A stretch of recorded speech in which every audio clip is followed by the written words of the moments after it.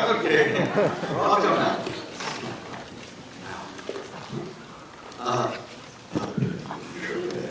I want to start with, the lights are pretty bright, so we can't see anybody. But I really want to say a sincere thank you to Hulu for making this movie. Thank you to 20 studios for letting us do this tonight. Thank you to all of you for putting, it's really hard to make a movie. I just want to thank all of you for making this. Thank you for putting this on. So I have a million questions, but I just want to mention, what was it like for you guys watching this tonight with like a huge crowd? It's like the first time people are really seeing the movie. It's right here, and these are hardcore fans. Yeah, and a lot of people will see it on the big screen, so you guys are the first and some of the only, so thank you.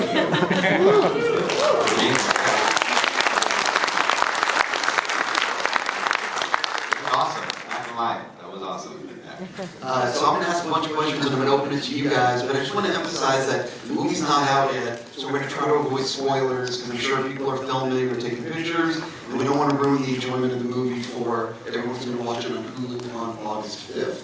So I want to, if you don't mind, I want to jump backwards. How did this actually happen? Where did that come from for doing this 300 years in the past? I think I was really inspired after watching Fury Road, that a movie could really be told all through action. And I was just sort of hell-bent on doing the same, but I really wanted it to not just be a visceral road ride. I really wanted to have that injected with some soul. So I just thought about maybe if an action movie could be injected with the engine of a sports film, of an underdog story, it could be that much more of an emotional ride. And in thinking about that, I felt like, well, wouldn't it be great if the story behind the making of the movie, the story behind what it's like to watch this movie was similar to that the main character goes through.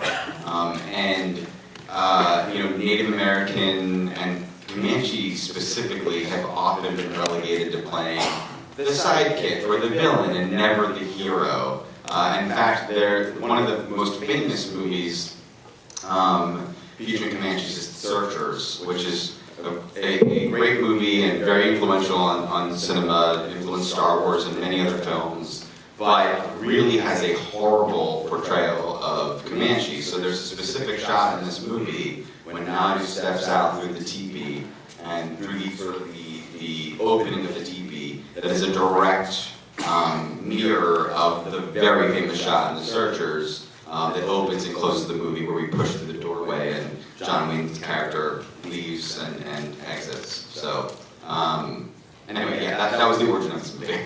Before we actually go further, I want, if you don't mind, can you introduce everyone? I want to make sure everyone here gets proper credit. Yes, to my left, Amber Midthunder.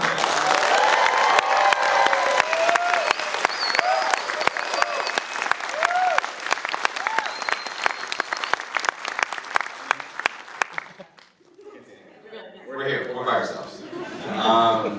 To her left, Dakota Beavers.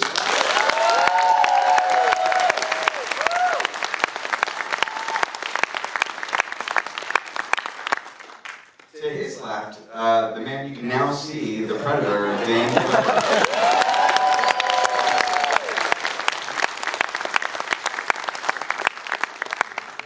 And to his left, this film's amazing producer you met in the beginning, Jhane Myers.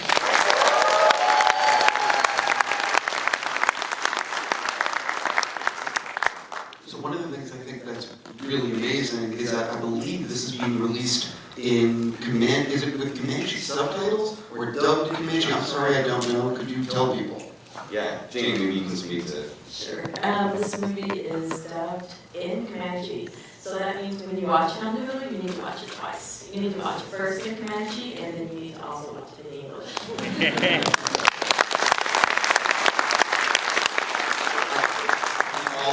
all of the actors. You already saw it in English, but you want to see it again, right?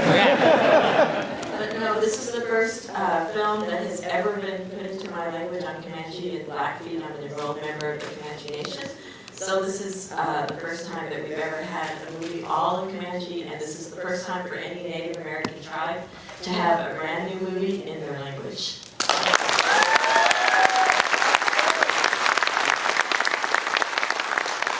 And all of the actors returned to dub that version of the film, so that's all these guys doing.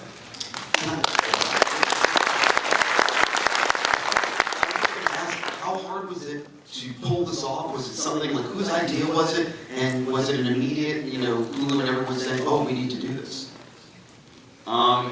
It started out before the Fox Disney merger happened, but I must say, thanks to, we have a great screenwriter sitting up there, Patrick Asen. There's just something very pure about this story. In fact, we even pitched it once again before the merger as an R-rated princess film, Disney princess film. And it just all seemed, it's so elemental, this movie, that it really just seemed to be exciting to everyone who got wind of it. So, but then it kind of went quiet after that merger and was brought to life by some lovely people, also sitting back there, Scott Rosano, Steve Asbell, the whole group.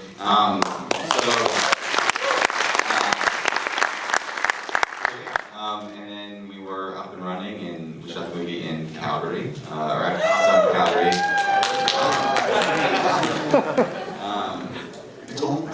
I think everyone here might have liked this movie. Yeah. So I was from Calgary. Well, that too. So I love learning about the behind the scenes of the making of movies. So I'd like to go down the line. What do you think would surprise people to learn about the making of this film? And if you don't have anything that would surprise people, maybe if you could share a memorable day from filming, or just something really cool from set. How much time do you have? Start with me? Oh, God. Well, I remembered something when we saw the end. So, when the ladies do the war cry, it's called a Lulu, but it's Southern Plains and Northern Plains, it's called a Lili. Do you remember hearing that? Yeah. So the first time that we did it, and I was trying to help them, I was helping everybody do it, so bigger and broader, and the dog just tuck off, and head for the hills. And the dog trainer just looked at me and got so mad at me. That scared the dog! And I said, that was funny. I was like, oh, remember Amber the dog? Yeah. Yeah, the dog was chaos, I'm not gonna lie. We love Coco. Outside of having to lose 25 pounds to fit in all that foam latex. Let's see, for me, I don't know if you know this, well, you don't know this, because I haven't told you before. I shot the whole movie, I didn't see a damn thing. My head was in the neck of this character, the head was on top of my head. The animatronic head weighed about 15 pounds, so I had to train my neck for 2 months to be able to handle the weight of the head. And for our video cutter to look forward, I had to shrug my shoulders and look at the ground. Every fight scene, every acting scene, I did it blind. And I nearly killed him a couple times as well. And yeah, I said earlier today, when we wrapped this, I can't wait to see this movie. I haven't seen the damn thing.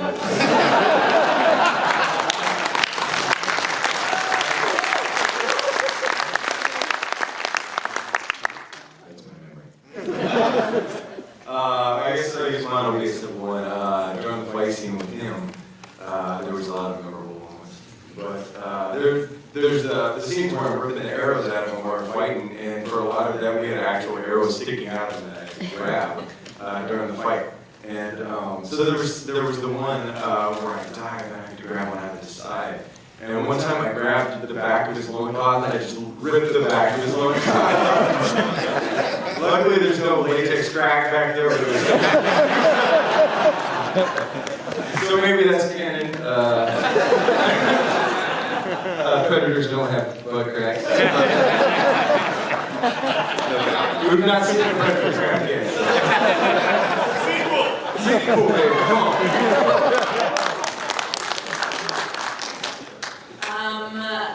Something you do not know is that I actually was informed of part of this recently. The mud pit smelled like rotting fertilizer poo. That part you did know. I knew that part. The news to me that Dan has recently informed me of is that it smelled fine before a human got in it, and as soon as human flesh touched it, that's when it started smelling. Yeah, you're welcome. Think of raw sewage and then multiply that by 10, and then you have a fraction of what it smelled like. A lot of those.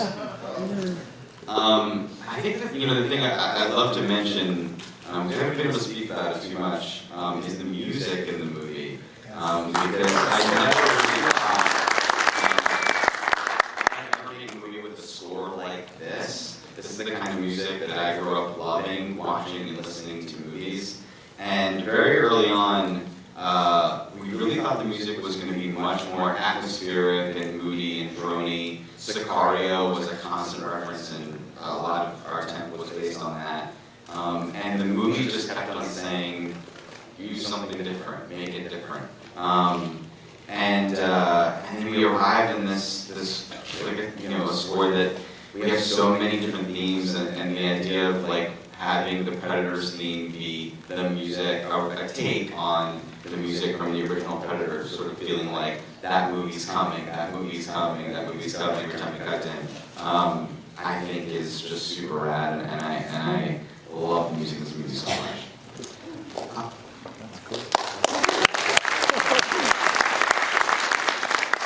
Amber, you are in this front and center for, what is it, like 98% of the shots? It's a tremendous number, and I'm just curious, what was it like for you being number one on the call sheet, center of the attention, and having to go through the ringer of what you went through in this film? I mean, I guess, hearing you say those words is pretty crazy. That's crazy. That's really crazy to me. Because, I don't know, I'm just a girl who likes to play pretend. It's not that. I don't know. The process of actually making the movie felt very intimate, I think, for a number of reasons. It's just, when you show up and you're shooting a show or a movie, that feels so far away from doing stuff like this. So this part of things, I always forget about. I have this thing that happens to me when I shoot something that I forget people are ever gonna see it. So, we just really showed up to work every day, and also there was constantly something hard to do. So that took up so much attention to just always be aware and present, and the concept of the bigness of my responsibility in a number of ways was on my mind every day. But Dan is a very kind human being and very collaborative, and he created an environment that felt very welcoming and where everybody had kind of a voice and a space. So it really didn't feel like, oh my gosh, we're shooting a Predator movie. It just felt like, yeah, we come to work every day in the woods, and then we do something crazy, and then we go home.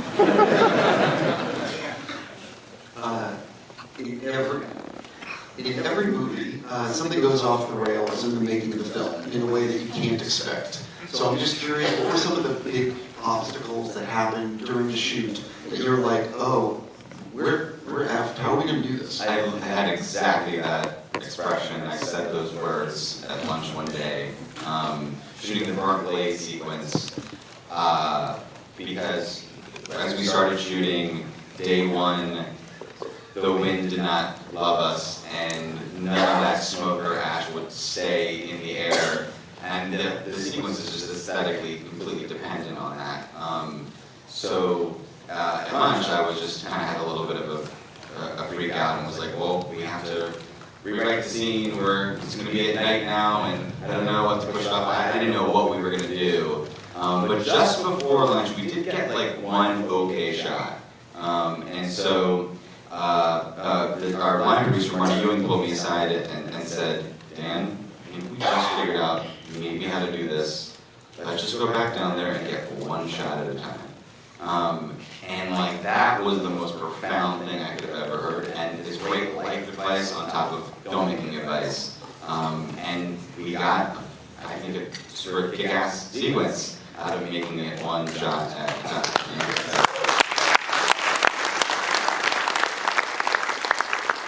There are some kick-ass predator scenes in this movie.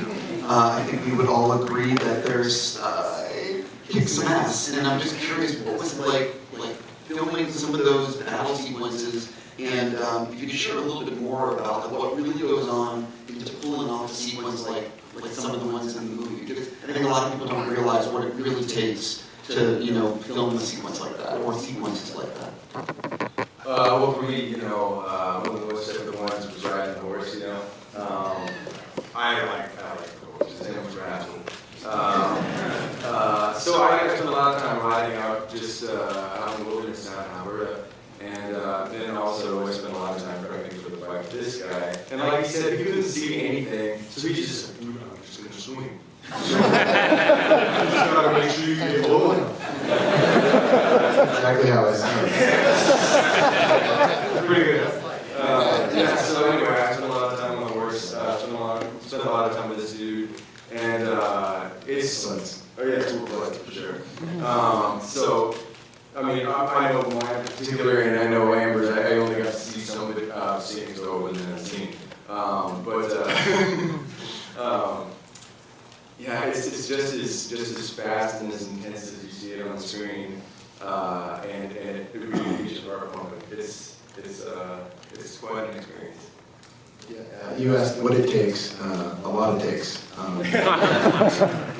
It's just from rehearsal to being on the day, and obviously when you shoot a scene like that, you shoot it in pieces. But it's hot, it's tiring. There's a lot of elements that come into play that make it extremely challenging. But you take a lot of hardworking people and put them together, and all saw the final product. And, yeah, it's challenging, but if it wasn't challenging, it would pay off. So it's turned out well, and we're happy about it.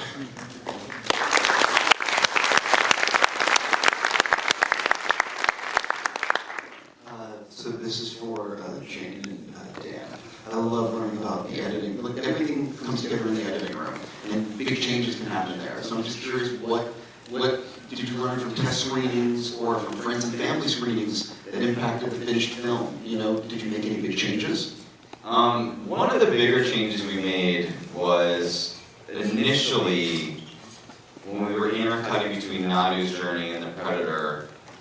It was the Predator and her kind of both tracking that bear, and there was a sequence that's quite fun of seeing the Predator's arsenal of weapons. We realized, wait, we didn't do the thing that the first movie did. We forgot to establish the Predator's code, and we sort of took that for granted that people would remember that. But of course, we're making this movie for people who've never seen a Predator movie before. So it was then that we concocted the cutbacks to be seeing him going up against the snake and the wolf, and then ultimately the bear. But it just brought all the thematics of the movie much more to the surface. It taught you way more about what the Predator was here doing. And I think it really dove in and delivers on more of the promise of this movie's premise. You want to add anything?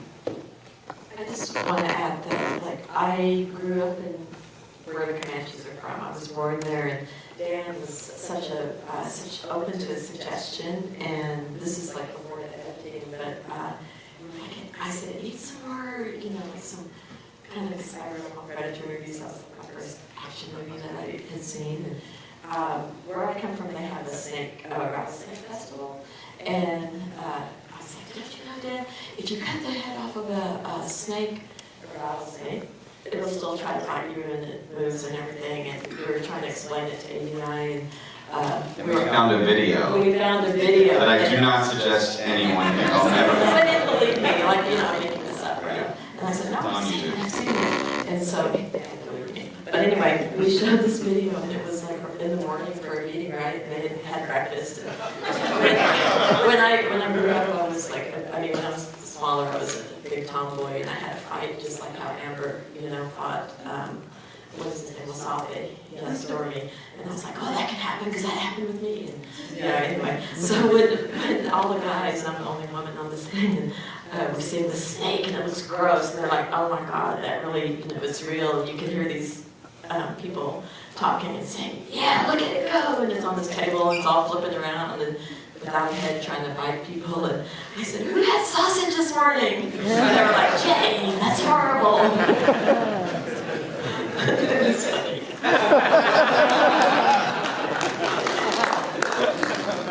So I'm also curious, how long actually did you have to shoot this movie? How many days did you guys have? It was 63 plus. A little bit more, but not that much. So of those days, for everybody, which is the one that was the nightmare? And this goes down the line, the one that was the day that really broke you, if any. Well, it was the burnt leg for me that day that it didn't want to happen. There was one point in maybe 75% of the way through, between the afternoon and after when I realized that I lost all concept of time in terms of what we had left to do. Because we kept having, the sequence where you see that, I left with the dog, and then I'm it's just me and Sunny walking, through the camp, outside the camp, on a cliff, on a different cliff, down a river, all that.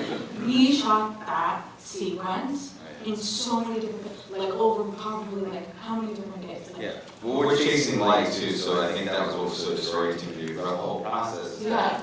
We were constantly going back to do, we were obviously not shooting in order, but we were so spread apart and jumping back and forth through time because we had to chase the good light, because the whole movie almost entirely is against natural light. We wanted to shoot at sunrise and sunset and all that stuff, so I think that in particular made it disorienting because, that one. Because we would just be doing something and then all of a sudden I would hear oh, you have to go back here, oh, you have to change something, you're gonna get on a cliff. I was like, what is going on? And it was a sequence, but that happened with so many, he said, for the burnt leg, it was just shot by shot. So at some point, everything started off so contained. We shot in the Comanche camp, finished the Comanche camp, and then we had some other stuff. We had the French trappers, they shot that stuff. And then we were left with this I didn't even know what we had left, and then the 65 plus started coming in, and I was like, oh my God, I'm never gonna leave. I am here every day, I'm not gonna survive. I really felt that. Sorry. It's a great time. For me, it was definitely around the Brick Lane as well. We shot I don't know, a month of nights or a couple weeks or something. And so our sleep schedules are insane, and you get a little crazy when you have stuff right. And so, man, your brain's got all kinds of stuff rolling around. And then we were doing a scene that was difficult for them. I think they were trying to capture. And then also, for Amber and I, there's these fans going, there's smoke in your face, and you're flexing, and we couldn't really hear each other. I remember at one point they had to put earpieces in our ears. So I was, specifically for me as a first-time actor, I was like, I really hope I'm not dropping the ball here. Because I just want to give them everything, you just start to think. So that was tricky business for me. Did he drop the ball, guys?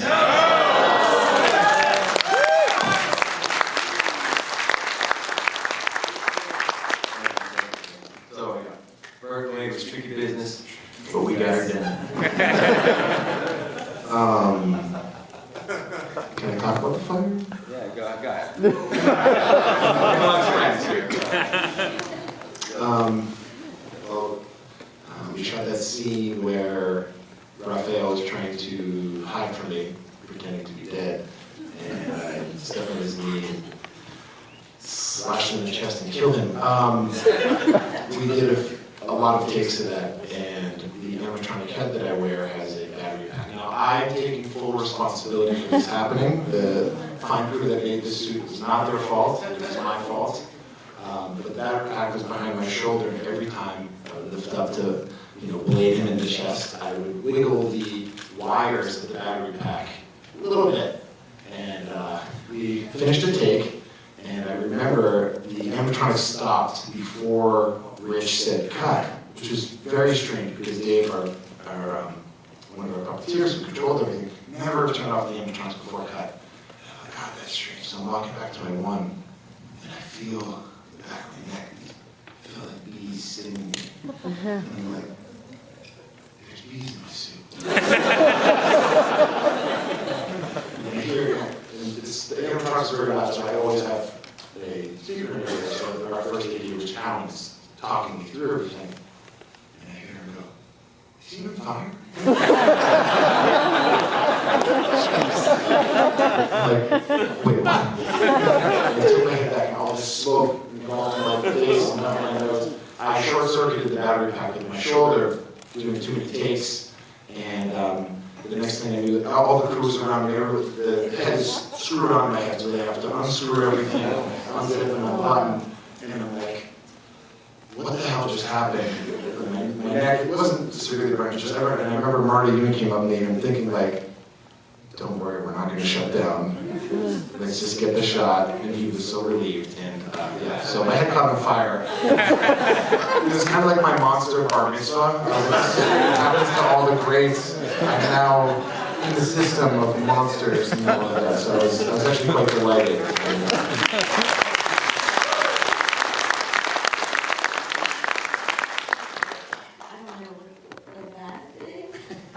I think it was kind of funny seeing, I shouldn't say this because we're sitting in California, but I like to be outdoors and do a lot of outdoor stuff, and when we first got there, we had to see these locations, beautiful pictures that we saw over Zoom, and we're like, can we see them in person? And Dan loves to snowshoe, and we had to go where she's walking up on that tall cliff is just beautiful, but the snow in May, the snow was still like waist deep, so we had to put on snowshoes, and it was cool. So I just got behind the guys, and I was like, then I looked back behind me, and everybody's falling over. And Dan was like, oh my God, we have the snowshoe all the way up here. And because even though you're going up in the snow, you hope it, when it melts, it looks like it did in that beautiful picture they showed us over Zoom. So I thought that was kind of funny, because I said, oh, Dan, you're coming to New Mexico to go snowshoeing this winter. So. I wanted to open up to the audience, but I also want to remind everyone that we're trying to avoid spoilers, because I'm sure people are filming or using their phones. So I just don't want to ruin it for people that haven't seen the movie. I also can't see anything. Oh wait, I see you right there. So, with everything that was there, is there anything anybody took from the set that they kept? Did anyone take anything from the set? How do I turn off my microphone? Dane, if anyone did, it was Dane, for sure.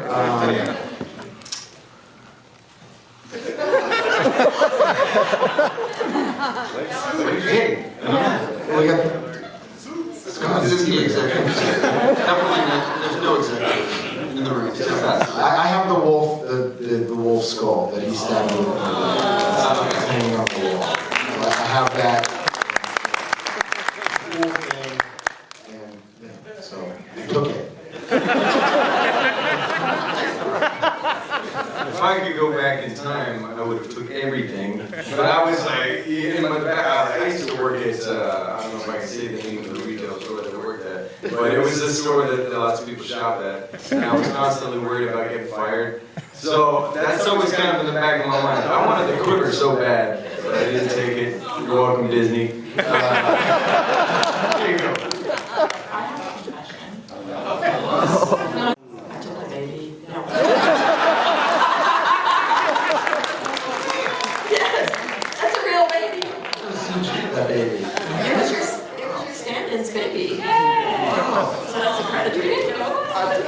wasn't there for the. That's being, so Dallas Baby. Dallas is being stand-in. That was his real life wife and his real life baby. But I made the great He's award. now 35 years old. More to know. But let me just tell you, the stand-in for Dane was a Cree. So this is the first time that we ever had a Predator stand-in. It was a Cree native First Nations.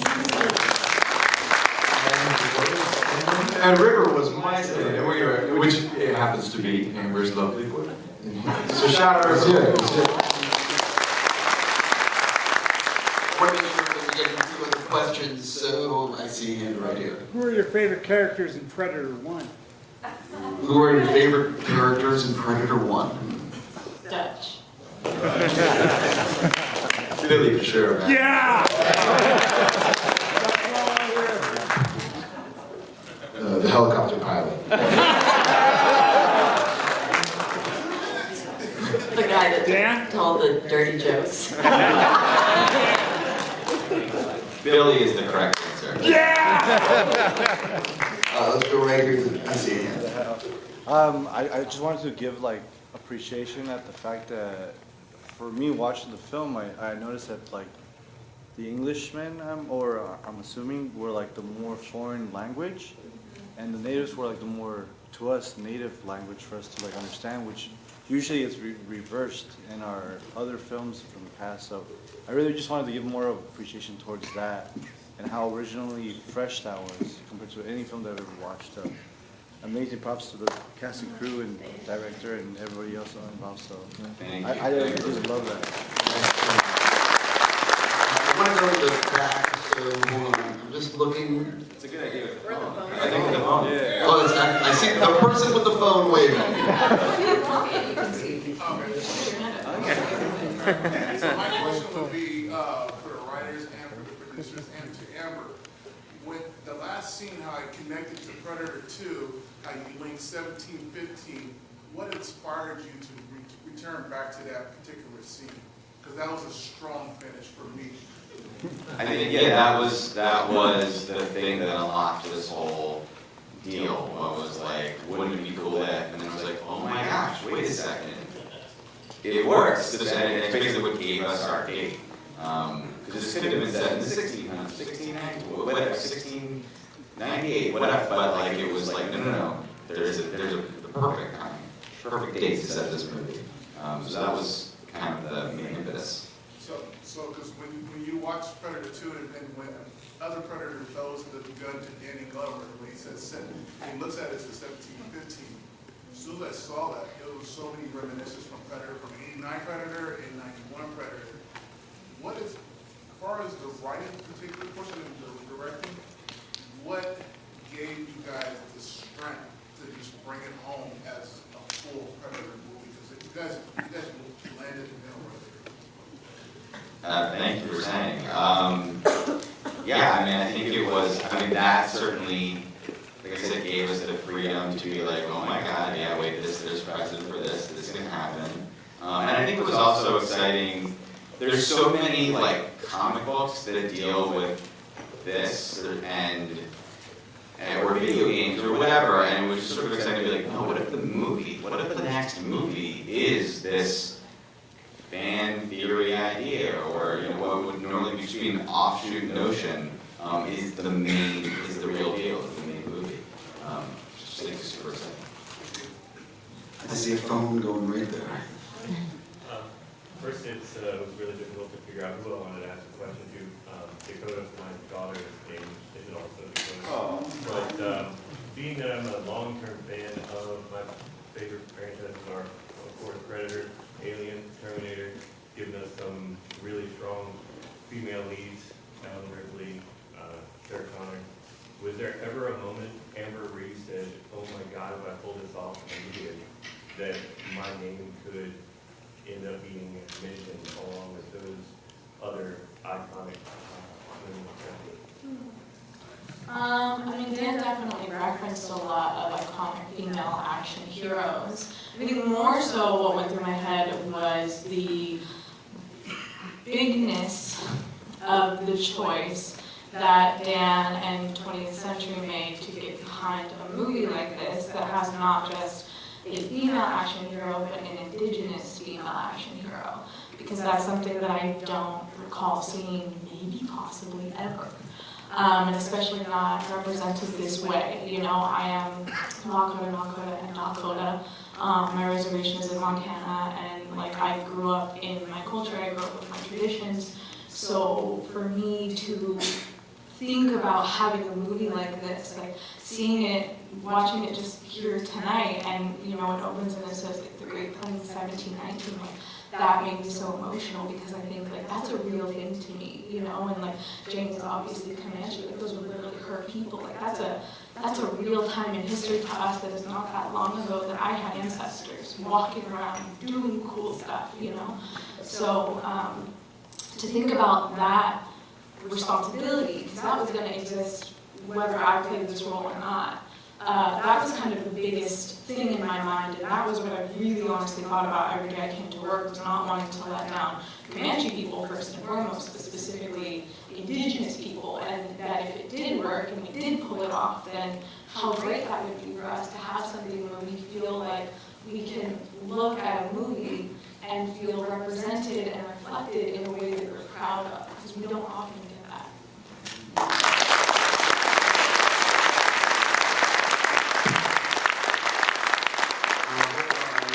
Looking real quick. Who has the best question? I was gonna be like, we're running out of time. So when we call on you and it's not a great question, you'll feel really embarrassed. Sure. Yes.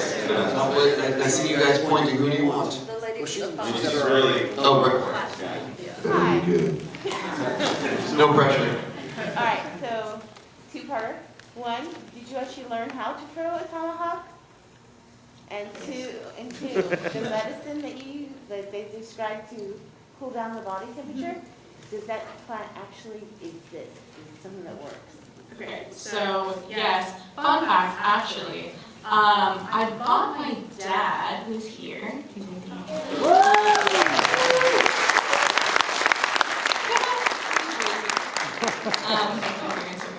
I bought my dad a set of throwing axes for Father's Day, like, I don't know, sometime before this movie, because that's just like the kind of people we are, I guess. Like, there's like a Christmas where my parents, like for their, you know, my parents, like a Christmas Eve gift that you open, they both exchanged, like one of them got throwing knives for the other one, and the other one got like ninja stars. And I was like, oh, okay. So I just followed the pattern. So to answer your question, yes. I mean, also, like, officially, there was a 4-week training camp that Dakota and I and all the other boys were a part of, where we had, like, all of the weapons. So the tomahawk, the lance, the archery, the knives and stuff like that. And we worked with the zone team and personal trainers and stuff like that. And we've kind of, you know, built on our collective skill and figured out the way that everybody should be moving and functioning within the world, obviously based off of what Jhane had to say about real Comanche warrior society and tactics. And then what was the orange toad together? Yeah, Go ahead. Is that it, Jhane? So Totsia means flower, and so we call this orange flower medicine, and we do have tribal medicines that we go and we collect. Most tribes do, you know, whether it's teas, whether it's different types of medicine, but I can't tell you that unless you come to Oklahoma. Imagination is, I don't want to get in trouble. It's real, I've had it, it's great. It's cooled off his head when like it's on fire. You put it on the fire.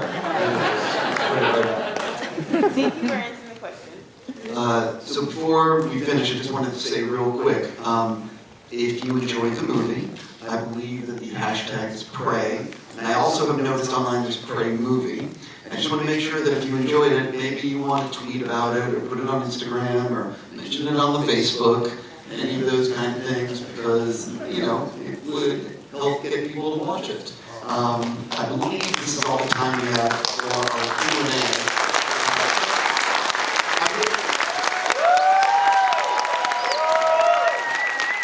I was going to say that I think I'm going to pick out some movie. I really want to thank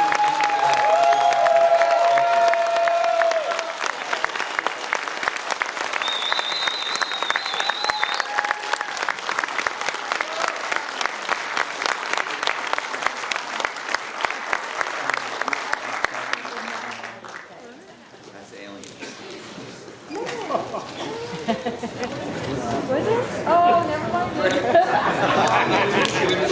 And you're out. Quick